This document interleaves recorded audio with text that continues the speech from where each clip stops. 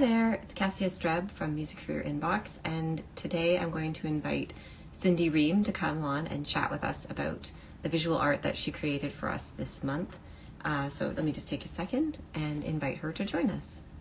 Hi, Cindy. Hi, how are you? I'm doing well. It's nice to see you. Yeah, you too. It's nice to meet you. Yeah. So I wanted to ask you a little bit about your practice and kind of a burning question that Jen and I have, because she was, of course, the person who found your work online, is that you have a tremendous body of work. Like, people need to understand, they need to go to your website. You have a huge amount of pieces that are available, not available, but that we can see online in your gallery. Yes. Yeah, well, I've been making art for a long time, and in the past few years, I've been focusing a lot on collage. And in many ways, collage is a very kind of quick medium, and so I am able to produce a lot of work. And I have to say, too, the year that I made the Moonlips piece was during the pandemic, and I really benefited from having a lot of studio time during that time period. So I did make a lot of work in that year, and I tend to work in series, and so that's the thing, too. So, like, each project that I make in collage tends to be a series of pieces as opposed to like one singular work. And so I think that makes it look like there's a lot of work also, because each project may have 10, 20, 50 pieces that make up the individual work. Oh, I see. So they're all a part of like a series. And I got that like, from. For instance, the Moonlips project, there are 20 pieces in that series. Okay. And so the image that's included in your project is just a fragment from that series. And so I encourage people to go and look, because I think, too, it has a different resonance in conversation with the other pieces that are part of the project. Yeah, I would agree. I mean, I felt like I was really being taken kind of on a path or a journey, through this kind of storytelling that you're doing with the collage work. If we could back up a tiny bit, and Sure. I wanted to figure out when you're beginning this series of work, like these series of collages, like, for instance, Moonlips, which is the male art we're featuring this month. I read on an artist statement that you were talking about starting from writing and having this really strong connection to written, like, poetry and prose. Yeah, and so for me, it's more from reading, not from writing. So texts are super, super important to me, but I don't really see myself in the realm of writing. I see myself in the realm of reading. And I do think in some ways the collage medium is textual. There's like something about it that's related to writing, but I'm not a writer in a natural sense. But whenever I'm working on a project, a lot of times things that I'm reading really are the thing that triggers the project in and of itself.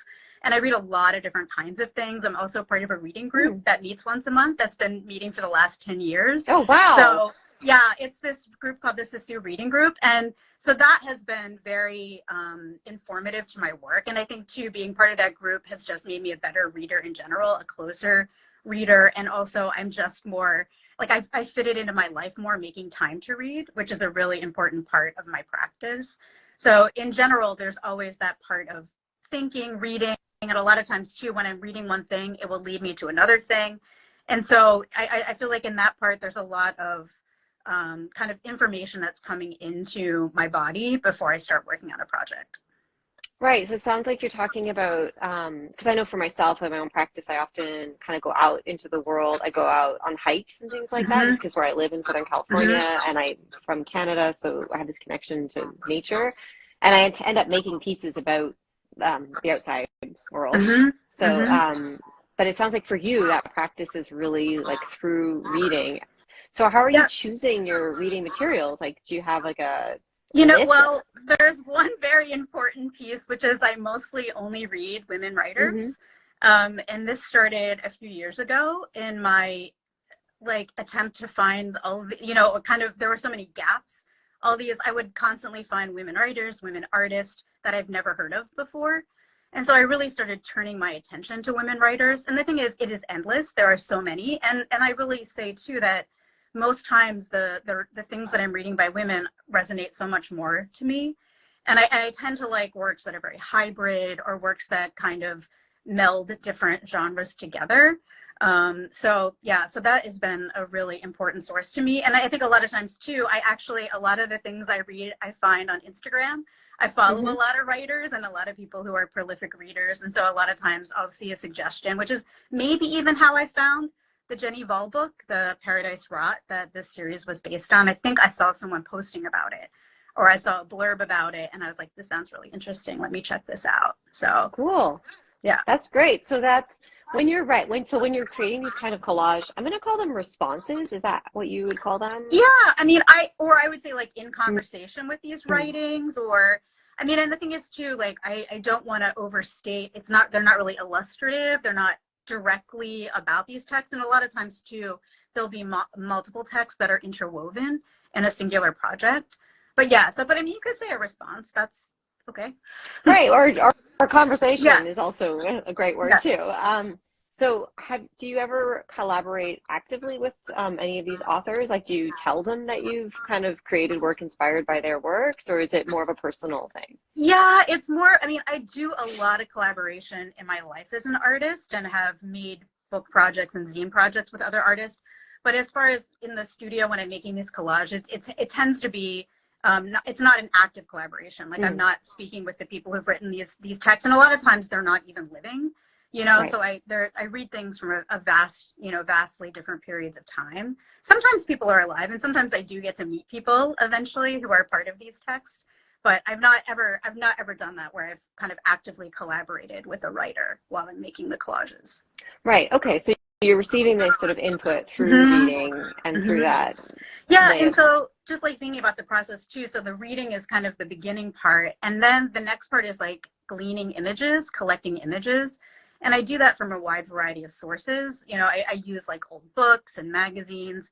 I use a lot of fashion imagery. I also sometimes find really interesting textiles like on eBay. Oh, cool. You know, and these kinds of images that are not really meant to be creative or aesthetic in any way, but it's like, you know, photographs of someone's handkerchief collection or old quilts or something, you know, and there's sometimes too, there's something really interesting about the ways that these kind of very informal images are composed. So I'm always using found imagery whenever I'm making my collages. There are people who make original photographs and use those, but for the most part, I'm using found imagery.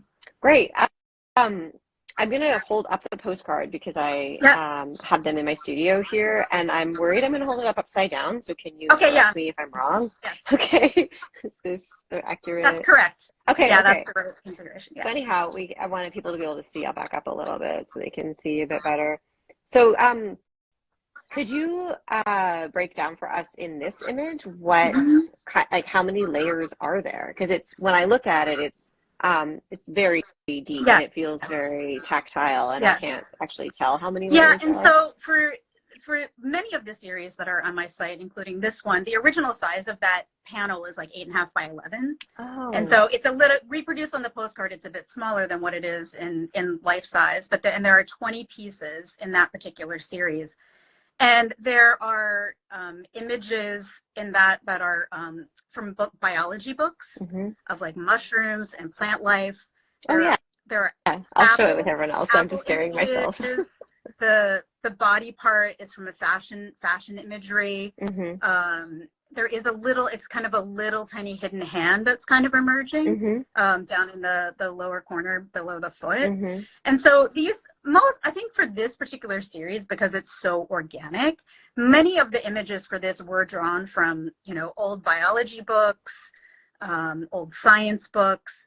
A lot of times too anymore, I'm not using physical objects. I'm going onto like Internet Archive and searching digital books, which has been like a really amazing resource because there's stuff from like medieval manuscripts, you know, books from the 70s, you know, like, you know, almost anything you could want, you can find there. And so it's been a really interesting resource. And the thing is too, a lot of times when people do collage, they use like magazine images. And I personally don't like the shininess of the magazine image. And so I tend to scan in, or if the images are already digital, I print them out. And so that also kind of creates like a certain matte quality that the images have. Sometimes it breaks them down a little so they're not so crisp, so that they do have kind of more of like an aged quality to them also. And then I'm also printing them out sometimes on colored paper.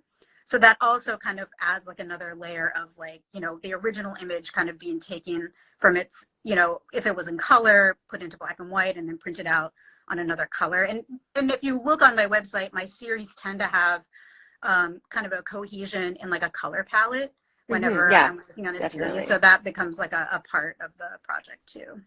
Right. So, okay, because you're talking about scanning things into the digital world Mm-hmm. and then printing things out of Mm-hmm. the digital world into the Yeah. real world. So when you're saying collage, are you doing the, like cutting with scissors out of Yes. paper and So gluing?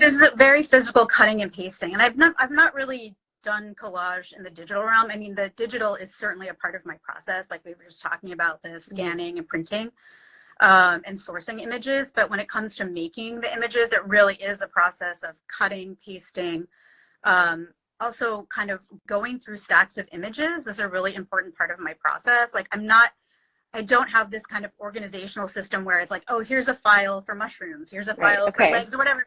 I really, in some ways, need to work from this pile, this mess. Like I kind of collect images that I think I might want for a project, and then I just have to keep sorting through them. And that's sorting and something accidentally getting put down somewhere. And that's the thing about collage too. It's like it's very accessible. Like anyone can make a collage. And so there is this kind of quickness and spontaneity that I really like. And in some ways too, maybe even a performative element where you're actually physically doing something, touching the paper, pasting it down, cutting it.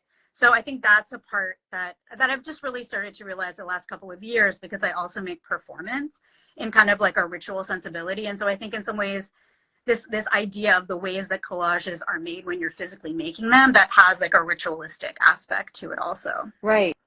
Right. So it sounds like you're sort of like once you've kind of reached a number of images that you feel like is enough to begin, then you sort of start through. It almost sounds like you're describing, like I do a lot of puzzles, and how you just kind of become familiar with the pieces, and you're like, oh, I've seen that one before, and then you're sort of, is that what you're doing? And that definitely happens. And then there's also the moments where I discover these ones that I'm like, I don't remember this one. I didn't see this one before. And usually too, when I'm working, like right now I'm working on a project in the studio, and usually the morning before I start in the studio, I do print out some new images too.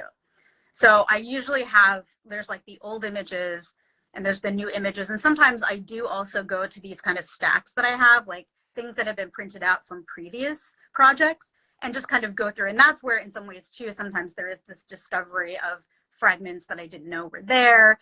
I think too, it's like keeping the pieces that, like if I'm cutting out the legs, I keep the rest of the body, and then maybe that comes in somewhere else. And sometimes there can be these really beautiful forms that are created from the absence, of the thing that you thought was the picture, the parts that were left behind. And so that's become really nice too, to have those kind of fragments floating around. Right. So then so when you're thinking about the series, are you kind of doing one and then set it aside and then the next, or is it kind of like and so, and that's very important. Like, so I'll make one and I usually put it on the wall. So for me, it's really important to kind of see them kind of taking shape in relation to one another. Sometimes when I start a series, I'm very cognizant of like, I want this to be 12 or I want this to be 20 or whatever it may be. Other times I start the series and I kind of let it grow until it feels like it's finished somehow. Like, like I've reached the end of whatever it was I was trying to transmit, or I just sort of feel like it's out of juice for some reason. Right. And the thing that's interesting too is like once they're up on the wall, they are almost like disembodied books. A friend of mine a few years ago was in my studio, and when I was younger, I made installations that were using actual book pages. And she was like, all of your work is books. Like this is a book, it's just been taken apart. And I really liked that. Right. Because that also is kind of like thinking about like the individual pages.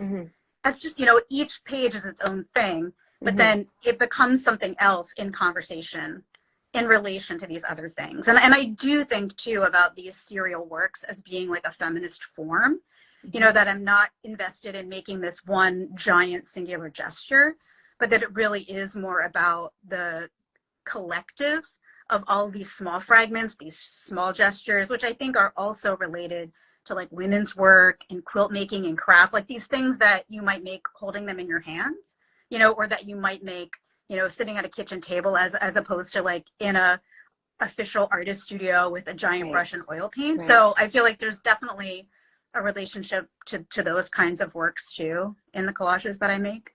Right. I can definitely see how you're like connecting feminist themes to to your work in terms of bringing I was reading your artist statement earlier about bringing the idea of like handiwork and crafts and stuff and elevating. I mean, not that they need elevation, but putting them in the spotlight of like fine art. Yeah, I mean, and I think too, it's just for me personally, that is the way that I learned. That's how the way I learned to be an artist, through my family of like making things by hand, as opposed to like being exposed to visual art at a young age. So for me, it feels very organic to come into making through these kind of more tactile women's work kinds of approaches. Right. And so, and you were mentioning earlier that you're focusing on women's literature and women writers. And so I think about like being a feminist and what that word is kind of loaded over the years, right? And then it's kind of got this pejorative quality, and then it kind of swings back and forth, and then it kind of falls out of fashion, but the issues remain the same. Absolutely. Absolutely. And like, I mean, and obviously there have been many points in my life where we've heard this like post-feminism, and it's like, no, we are definitely not post-feminist, and I'm a proud feminist. I wish that we were post-feminist, or there could be that we could be in that place, but we're not in that place. Right. So, and if anything, in recent years, our bodies have become even more precarious. So I think feminism is more important than ever. Yes, and I know that like one of the reasons that we were wanting to spotlight your work alongside M.A. Harms's work is because this particular collage, I understand that your work as a whole spans a lot of different themes, but this particular Moonlips theme had a lot of bodies in it. And M.A. Harms is exploring the same topics of bodies, and they are non-binary, and they're talking about how certain works are like more feminine or masculine. And I think that with this particular one, I'm just going to read the little quote on the back. It's saying, the female bodies in Paradise Rot are porous and fluid. They are destabilizing to patriarchy's desire, control, and contain them. So, sorry. Yeah, no, so I mean, and so the book that, like a lot of times too, there will be multiple texts. I mean, for this project, it really was in response or in conversation with Jenny Vall's Paradise Rot, which I just revisited last weekend, kind of in preparation for this talk, and I really recommend it. It's like kind of a great novella. It's short. It's a very immersive experience, but it's a narrative about a young woman who goes abroad to study, and it really is this kind of coming of age experience, and she's like living in this old brewery, and it's about her friendships and her sexuality and her gender, and there are all these moments where like organic matter and her body are intermingling, and so it's like even beyond gender fluidity, there's almost like this fluidity between the natural world and the human body. And so those were some of the aspects that were coming through and from that project. And there's also these kind of reoccurring symbolisms of rotting apples and like mushrooms growing out of the wall. So, it's also like the environments and the bodies are kind of mutating in some ways. And I thought there was something really interesting about that as like a feminist coming of age book. And it's very sensual too. Like that's another aspect to the book. So I think it's a really wonderful book. Yeah. No, I would definitely, after reading all these quotes and kind of simmering and thinking about all this stuff over the past couple months as we've been putting together the pairing, definitely it's on my list. Yeah, I mean, and the thing is too, whenever I saw MA's video, I was struck by there was so much tactile qualities, and also the idea of these bodies being, they're not really figurative. It's like the body is there as almost like a ritual form or an object. And I think too, there is always this, whenever there is a body form, you can't not think about a real body. So there's that, you're sort of like, it's not real. And I think too, in their video, that idea of, the mannequin being like a doll, standing in for a human body. And so I think that was the thing that I thought connected and resonated with the Moonlips series. Yes, absolutely. I mean, it's clear, but it's also not too on the nose. Like, I do like Yeah, how you're both exploring yeah, this kind of from different sides, yeah. and the fact that you have this history of working in this field and stuff. Whereas Hmm. Margot is more of an emerging artist who's just kind of starting to explore these themes. Hmm. It's very cool to see. We're all kind of bashing away at the same thing, trying Yeah, to get some yes. meaning out of it. Yes. I mean, it is always interesting to see how different people in different media. I don't have much of a background in music. Mhm. So that to me is always really interesting, like the ways that these similar themes can be explored in these very different genres. Right. Well, and Margot has is like a visual artist as well and a Hmm. designer and stuff, so that there is a lot of and their video is very much video. I mean, I was editing just the audio and was Yes. I mean, realizing that that's the there's a thing, lot right? It's missing. a film that it has Yes. music. Yes. It's like the Right. visuals are as important. And I feel like the performative aspect is as important as Hmm. the sound. And they're all really interconnected, right? Right.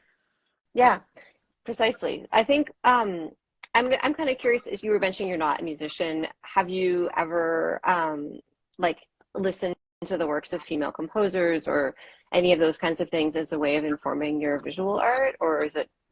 I mean, I do listen to a lot of music Hmm. whenever I'm in the studio. I kind of flip back and forth between listening to music and listening to podcasts about books, Hmm.